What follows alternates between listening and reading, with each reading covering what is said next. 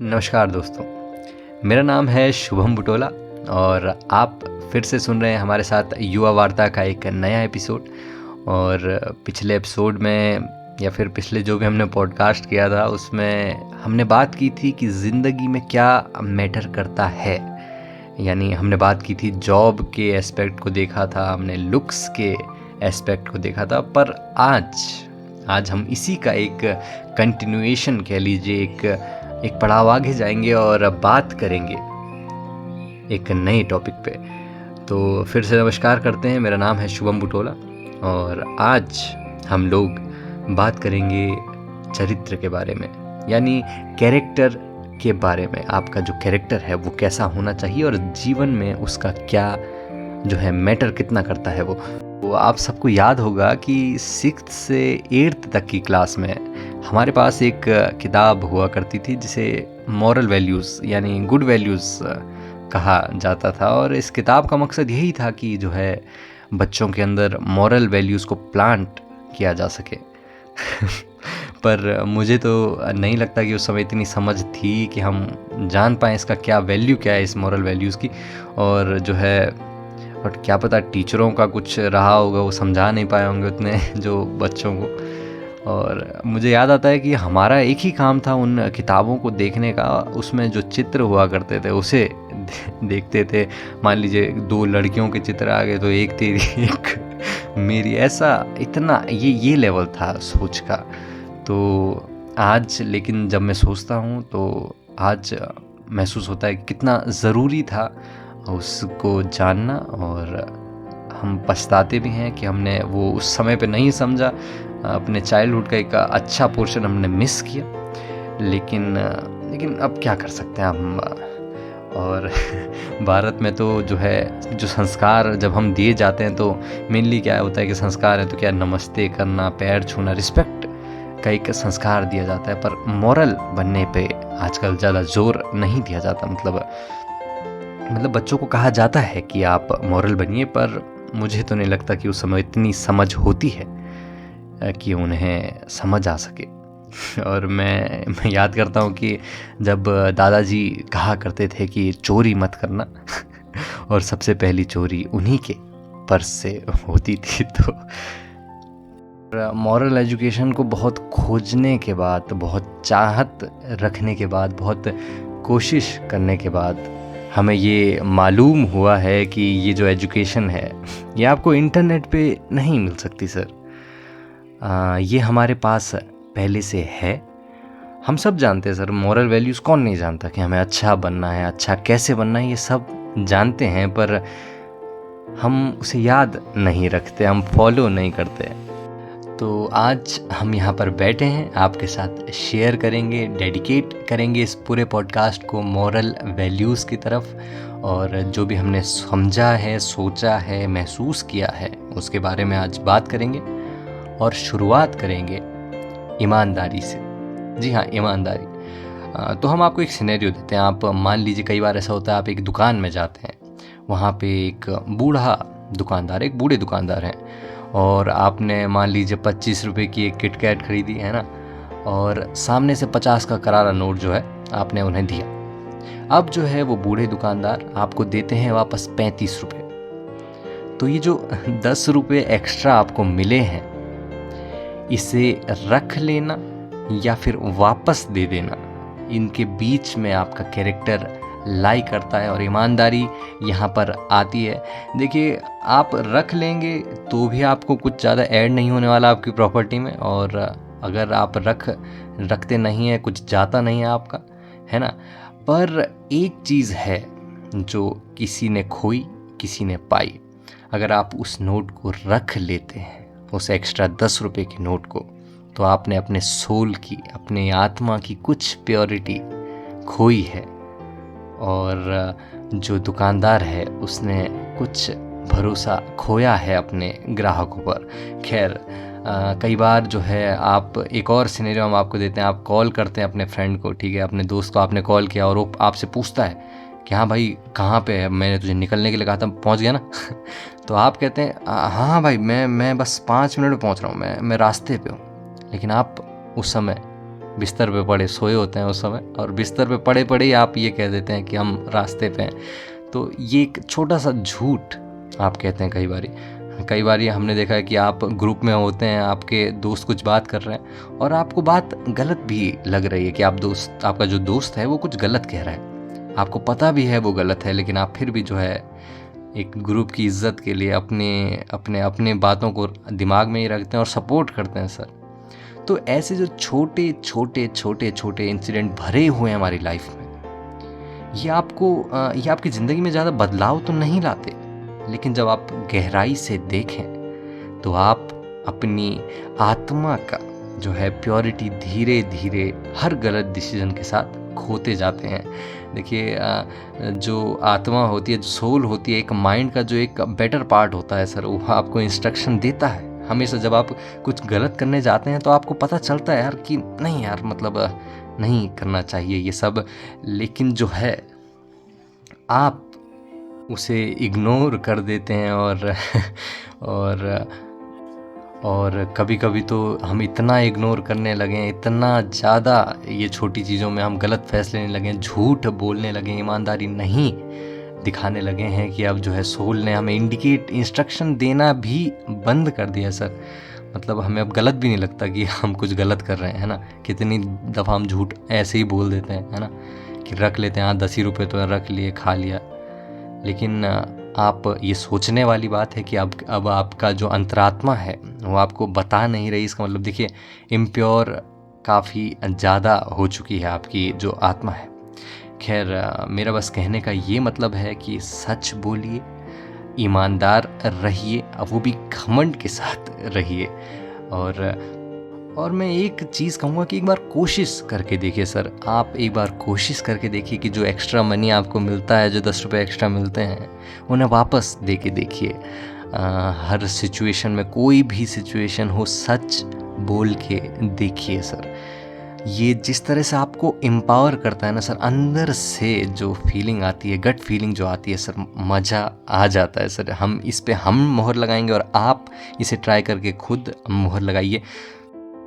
तो अगली बार जब आप झूठ बोलें या फिर धोखा करें तो उससे पहले अपने आप से पूछ लीजिए कि जो है क्या मात्र 10 रुपये मेरी जो है आत्मा की जो प्योरिटी है उससे ज़्यादा वैल्यू रखते हैं। और एक चीज़ कहेंगे कि सच बोलिए सर, बिल्कुल बेबाक होके बोलिए किस चीज़ का आपको डर है। और देखिए, जो है सबसे बुरा जो हमारे साथ हो सकता है वो है मृत्यु, है ना।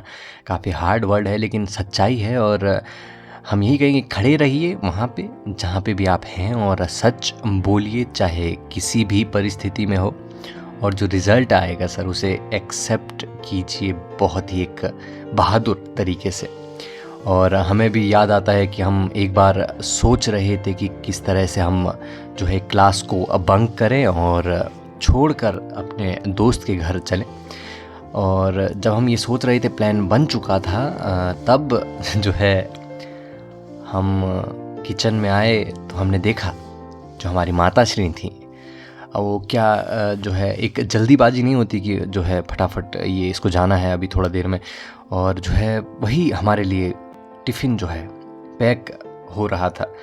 तो उस समय हमें ये देखकर काफ़ी बुरा लगा, मतलब कि हम यहाँ पे बंक कर रहे हैं और देखिए यहाँ पे हमारे लिए ऐसा इतना विश्वास है कि भूख लगेगी तो खाना जो है खा लेगा। तो खैर बंक तो नहीं टला, लेकिन जो है बुरा काफ़ी लगा। हमें लगा कि हमारे आत्मा का कोई कुछ हिस्सा जो है इम्प्योर हो चुका है। और सबसे देखिए, जब आप माता पिता से ज़्यादातर जब झूठ बोलते हैं तब तो ज़्यादा बुरा जो है महसूस होता है किसी के कंपैरिजन में। खैर, तो हम आखिर बात कहेंगे कि भाई सच बोलिए, ईमानदार रहिए। हम कहते हैं कि आपको कभी इसका बुरा नहीं मिलेगा, परिणाम जो है अच्छा ही होगा। खैर, हमारे भी एक मित्र हुआ करते थे किसी ज़माने में, जो हमें बताते थे कि भाई सर, आप किसी को गाली मत दीजिए, जो है हमेशा सच बोलिए, आप बुरे को दूर रखिए। और जो है हम काफ़ी इंस्पायर थे सर अपने उस दोस्त से काफ़ी हम कुछ सीखते थे। और कहीं ना कहीं हमें लगता है कि जो हम अच्छाई के पथ पे आगे बढ़ते हैं या बढ़ने की कोशिश करते हैं सर। हमारे दिमाग का जो बीज है वो प्लांट जो है मेरे उसी दोस्त ने किया है। खैर आज तो हमारे साथ वो दोस्त नहीं हैं, पुराने दोस्त हो चुके हैं, लेकिन जो है जाते जाते भी यही एडवाइस हमारे दोस्त ने हमें दी थी कि कभी भी उस दिन अचानक से मैसेज आया कि कभी भी जो है अपनी माता श्री के साथ मत लड़िएगा। ये हमारे लिए नसीहत थी हमारे दोस्त के द्वारा। तो अब मुझे तो समझ नहीं आया पहले पहले कि अचानक से क्या बोल रहे हैं, कैसे बोल रहे हैं, लेकिन जब सोचते हैं सर काफ़ी डीप बात है कि अपनी मम्मी से जो है ज़्यादा झगड़ा लड़ाई मत कीजिए। इतना जानते थे हमें तो ये कहा होगा, लेकिन तब से बात जो है जहन में है और कोशिश करते हैं इस पे अमल करें। ज़्यादा तू मैं बकवास ना करें, कम करें। और ये दोस्त का रेफरेंस हमने इसलिए दिया कि हम ये कहना चाहते थे कि अपने को उस सराउंडिंग में रखिए सर, जहाँ पे अच्छाई का बीज हो सर, जहाँ पे लोग अच्छाई को एम्ब्रेस करते हों। ये नहीं कि आप साथ में जो है बुरे बन रहे हैं, और अगर नहीं हो पा रहा है कहीं पे तो आप खुद वो सराउंडिंग क्रिएट कर सकते हैं अपने दोस्तों के लिए, जैसे हम अपने दोस्तों के लिए करते हैं। हमारे दोस्त जो है हमारी कंपनी में आते हैं तो हम कहते हैं भाई गाली मत दीजिएगा सर, आपकी जो भी आदत है हमारे साथ दोस्ती में है तो गाली ज़रा कंट्रोल कीजिएगा। और करते भी हैं सर, काफ़ी अच्छा लगता है जब हमारे दोस्त थोड़ा बहुत भी चेंज लाते हैं और हम भी उन्हें देख के काफ़ी कुछ सीखते हैं, तो अच्छा लगता है। और बस यही बात थी और आशा करते हैं आपको समझ आया होगा। अगली बात की तरफ, जब मैं बात करता हूँ आइडियल बनने की, मॉरली श्रेष्ठ बनने की, तो सबसे पहले जो चेहरा मेरे सामने आता है वो है भगवान श्री राम का। और अब मैं ये क्लियर कर दूं कि आप किसी रिलीजन से हों, आप सिख हों, ईसाई हों, मुस्लिम हों, देखिए राम जो हैं हिंदुओं के भगवान बाद में है, लेकिन एक जो उनकी लाइफ का मैसेज है सर, उनकी लाइफ को पढ़िए सर। वो धर्म कोई संदेश नहीं दे रहे हैं सर, वो जीने की सीख देते हैं और अपनी ड्यूटीज़ को कैसे निभाना है। एक भाई की क्या ड्यूटी होती है, एक राजा की, शासक की क्या ड्यूटी होती है, एक बेटे की क्या ड्यूटी होती है, सब सिखाते हैं। काफ़ी अच्छा, एक बहुत ही उत्तम चरित्र किसी ने उनका जो है गढ़ दिया है, या फिर उनका है जो भी है, लेकिन वो चरित्र सीखने लायक है सर। इतना हम्बल होना, इतनी पावर रखने के बावजूद 14 साल के लिए वनवास जाना हंसते हंसते, सबसे पहले उसी माता के पैर छूना जिनकी वजह से वनवास जा रहे हैं सर। तो ये हमारे वो ग्रेट आइडल्स हैं सर। और मैं बस यही कहूँगा कि इनको पढ़िए सर, राम की जीवनी पढ़िए, रामायण को देखिए, चाहे आप किसी भी पंथ से हों, और आपको पता चलेगा कि ड्यूटीज़ क्या होती हैं, मॉरली श्रेष्ठ बनना क्या होता है। इसी बात से एक बात याद आ रही है, हमारे जो भ्राताश्री हैं, बड़े भ्राताश्री, वो हमें अक्सर कहा करते हैं कि भाई रामायण देखता है ना तू, उससे कुछ सीख और हमें भैया बोला कर।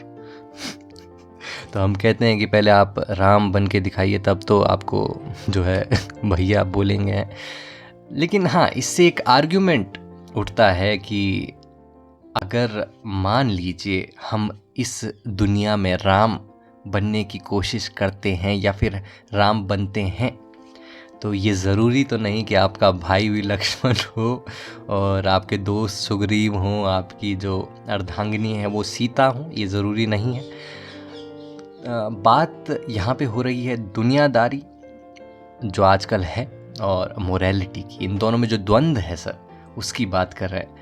हमें अक्सर सुनने को मिलता है कि इतना भी एथिकल, इतना भी मॉरल बन के कोई फ़ायदा नहीं है दुनिया में, ऐसे नहीं चलती है दुनिया, है ना। जो असली दुनिया है वो कपट और जो चतुरता है उससे भरी हुई है सर, है ना। क्लेवर लोगों की जो है दुनिया है और हमें भी इसमें चालाक बनना पड़ता है। ये आपने कई जगह सुना होगा, है ना। और आप भी एक तरह से एक डिलेमा में पड़ते हैं कि भाई करें क्या, मतलब हम सच्चाई, अच्छाई, ईमानदारी को पूरी तरह से अपनाएं या फिर दुनिया के हिसाब से चलें कि जहाँ पे बेईमानी करनी हो कहीं पे तो कर ली जाए, है ना। जहाँ पे करनी होती है, सब कर रहे हैं तो हम भी कर लें, वो आता है ना अंदर से। तो मेरे मन में भी ये सवाल था, हम हमेशा से ऐसा था कि हम एथिकल होने की तरफ हमारा झुकाव था कि हम एथिकल हों तो पूरी तरह से एथिकल हों, मोरल हों। लेकिन जब भी चर्चा करते थे बड़े लोगों से तो वही यही कहते थे कि भाई इतना भी जो है नहीं होता है ना, चलता नहीं है। तो जवाब पहले पहले तो नहीं मिला, लेकिन अब जो है धीरे धीरे मैंने जवाब इसका खोजा और वो मैं आपको बताता हूँ। सर, हमारी एक दोस्त हैं जिनसे हमें एक किताब मिली थी स्वामी विवेकानंद के जीवन की। मेरा भारत अमर भारत नाम की एक किताब है।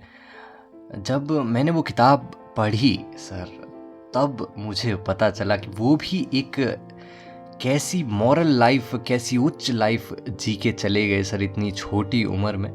एक इंसिडेंट था, मुझे काफ़ी अच्छा लगा उस किताब से। उसमें स्वामी जी का ये इंसिडेंट है कि ऐसा होता था कि वो कई बार अकेले रातों को जो है रोया करते थे, सोते थे ज़मीन पे और रोते थे सर, रोते थे, ठीक है। तो एक बार जो है उनके जो शिष्य थे उन्होंने देख लिया कि भाई स्वामी जी रात को रो रहे हैं, अकेले हैं। तो पूछा, भाई क्या हुआ, ऐसे रो क्यों रहे हैं? तो स्वामी जी ने कहा कि मेरे देश के लोग दुख में हैं, मेरे देश के लोग भूखे हैं और मैं उनके लिए कुछ नहीं कर पा रहा हूँ, और जो ये नहीं कर पाने का जो गम है वही आंसू बन के जो है झलक पड़ा है सर। तो ये उनके व्यक्तित्व का एग्जाम्पल है सर। तो वो भी उसी दुनिया में रह रहे थे, उसी दुनियादारी में रह रहे थे। वो भी कह सकते थे कि भाई हमको क्या ज़रूरत है एथिकल बनने की, है ना, हम कर लेते हैं बेईमानी, दूसरे के बारे में क्यों सोचना, अपने को पहले खा लेते हैं। लेकिन नहीं सर, नहीं। जब वो मॉरली इतने स्ट्रॉन्ग थे, बने, और वो उनका व्यक्तित्व अमर हुआ सर। तो आप अगर मॉरल बनते हैं, एथिकल बनते हैं, पूरी तरह से बनिए। डरिए नहीं कि भाई दुनिया में निष्कासित कर देगी, नहीं, कोई दिक्कत नहीं, हम सह लेंगे, लेकिन अपने जो एथिक्स हैं उन्हें नहीं छोड़ेंगे सर, है ना। और मैं तो ये कहता हूँ कि एक बार जब आप मॉरल बनने की राह पे चलते हैं, जब आप अच्छे बनते हैं सर, तो वो आसपास के लोग अपने आप ही जो है, आपके अच्छे लोग आपको सराउंड करते हैं, और जो बुरे लोग भी हैं वो भी अच्छे आदमियों के साथ अच्छा बर्ताव करते हैं सर। मैं नॉर्मल लोगों की बात नहीं कर रहा, हम तो ज़्यादातर लोग नॉर्मल लाइफ जी रहे, ना अच्छे हैं ना बुरे हैं, लेकिन मैं बात कर रहा हूँ अच्छा बनने की सर। अगर आप अच्छे बनते हैं सर, तो बुरे लोग भी समझते हैं कि ये अच्छे आदमियों से तो बुरे लोग भी अच्छा ही बन के रहते हैं। एक मैं देखता हूँ थोड़ा बहुत, बुरे लोग भी नहीं कहूँगा, ये जो हमारे आसपास के बुली जो है उनकी बात कर रहा हूँ। खैर, मैं कहना चाहूँगा कि ये अच्छा बनना, मॉरल बनना, एथिकल बनना, ये ऐसा नहीं है कि आप अंधेरे कुएं में कूद रहे हैं। ये ऐसा है कि आप एक मशाल लेकर एक अंधेरे में एक नदी में निकले हैं सर, और नदी में एक अपनी नाव चलाते जा रहे हैं। और जैसे जैसे आप आगे बढ़ रहे हैं सर, जो अच्छी जो फायरफ्लाइज हैं, जो जुगनू हैं सर, वो आपकी नदी आपके पास आ रहे हैं, आप चारों तरफ रोशनी लेके जो है आगे बढ़ रहे हैं। तो ऐसे सोच के चलिए, आप मेरा पॉइंट समझ रहे होंगे, है ना।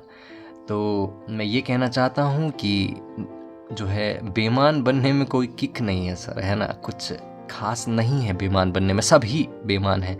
जो असली चुनौती है वो है मॉरल बनने में, एक अच्छा आदमी बनने में, जो बहुत रेयर हो चला है सर। और मैंने कोशिश की है, बहुत एक मुश्किल टास्क तो है सर इतना दृढ़ रहना, लेकिन जैसे जैसे आप आगे बढ़ते हैं धीरे धीरे आपकी सोल मजबूत होती है ना, और आप अच्छे अच्छे काम करते हैं सर। और दूसरों की मदद कीजिए, अच्छे दिल वाला आदमी बनिए।